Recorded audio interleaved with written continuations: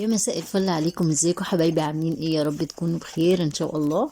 النهارده الروتين بتاعنا روتين متكتك جدا. عايزه اقول لكم ان اسكندريه تلج يا جماعه، تلج تلج تلج.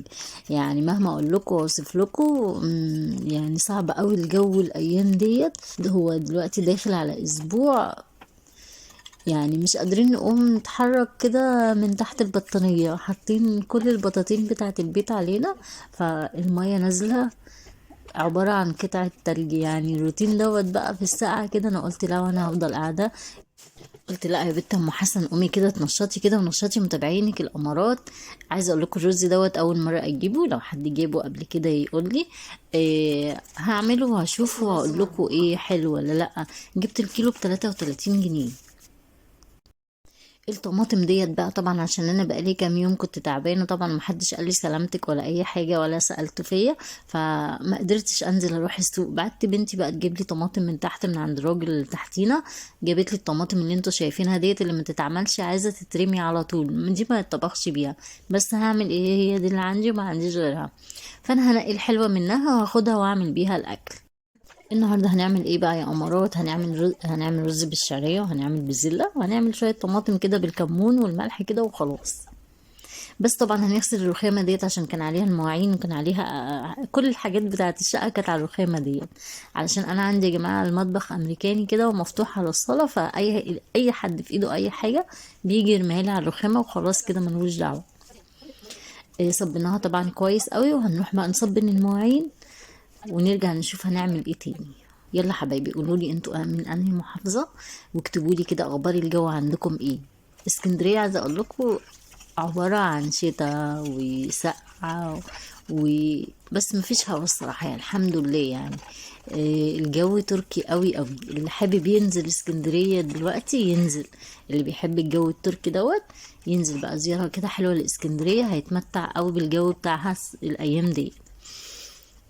عايزه اقول لكم بقى الميه وانا بغسل المواعين كده مش قادره. يعني كنت واقفه متكتكه، بس هي الصراحه يعني اول ما تحطي ايديكي كده في الميه هتبقى طالعه كده صعب عليكي شويه، لكن بعد كده هتتعودي بقى وتتنشطي. فيلا لو وراكوا اي حاجه كده تنشطوا كده وقوموا اعملوا اللي وراكوا. وحابة كمان أشكر متابعين الأمارات اللي بيكتبوا لي يعني كلام جميل جدا، ربنا يخليكم ليا وما يحرمنيش منكم. وفي فيديوهات بقى، يعني في ناس بتعمل كده الوش الغاضب ليه. يعني انا بعمل روتينات عشان تتشجعوا ونشجع بعض. انا ما بعملش حاجة غلط ان انتي تحطي لي، يعني بدل ما تحطي لايك تحطي قلب. ليه بتحطي لي الاوميشن الغامض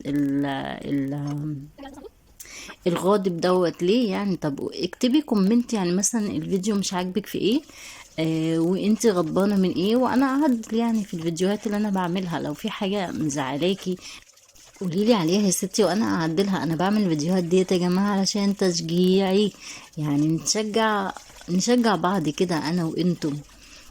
فانا مش عايزة اي حد يكون زعلان من الفيديوهات بتاعتي. اي حاجة تعديلات، حاجة مش كويسة انا بنزلها في الفيديوهات، اكتبولي وقولولي. لكن الوش الغضبان دوت انا بكرهه، ده اكتر ايموشن بكرهه يعني الصراحة. فاللي عنده ملحوظة اي حاجة يكتبها لي في كومنت، ما يعمليش الوش الغاضب دوت. بس كده. اخيرا خلصنا المواعين، هنخليها بقى تتصفى. عقبال انا بقى ما اشوف الاطباق اللي مش محتاجاها هشيلها طبعا في الدولاب، ونحط بقى الاطباق ديت لما تتصفى. وعايزه اقول لكم على حاجه كمان يا جماعه، في يعني الفيديو بتاع الملح دوت، واحده داخله تكتب لي كومنت وتقول لي ما تبطلوا كدب بقى. يعني قالت كلام كتير، وما تبطلوا كدب بقى ديت. انا هكدب عليكي في كيس ملح ليه؟ يعني انا بجيبه من السوق من عندي يا ستي. يعني الحمد لله الكيس بجنيه. احلف لكم على ايه ان كيس الملح بجنيه. هو الكمية بتاعته شوية بس. يعني انا قلت لكم على سعره. اللي مصدقني مصدقني يا جماعة، واللي مش مصدق بلاش يعني الكومنتات الوحشة دي. ليه بطلوا كدب؟ هكدب عليكي ليه يعني؟ ثم ده كيس ملح يا امي، مش كيلو لحمة. بمناسبة اللحمة بقى، عايزاكم تكتبولي اللحمة بقت عندكم بكام، والفراخ والزيت. انا سمعت بقى خبر يعني زعلني جدا ان ازازة الزيت بقت ب100 جنيه. ده صحيح ولا غلط؟ يعني اكدبوا عليا وقولوا لي غلط لكن ما تقولوليش ان هو صح. ازازة الزيت بقت 100، حرام. بصوا بقى، انا ما عنديش علبة المكرونة بتاعت الاسباجيتي، فعندي بقى علبة حلاوة يعني، قلت بدل ما ارميها استعملها في اي حاجة. فجبت بقى كيلو المكرونة وقسمتها زي ما انتوا شفتوا كده، وحطيتها في العلبة ديت وشيلتها. الطماطم هي الغيظاني، الطماطم غيظاني جدا. انا هدفع بنتي حقها، انا مش هديها يعني، هي لسه انا ما دفعتلهاش الفلوس ومش هديها حق الطماطم.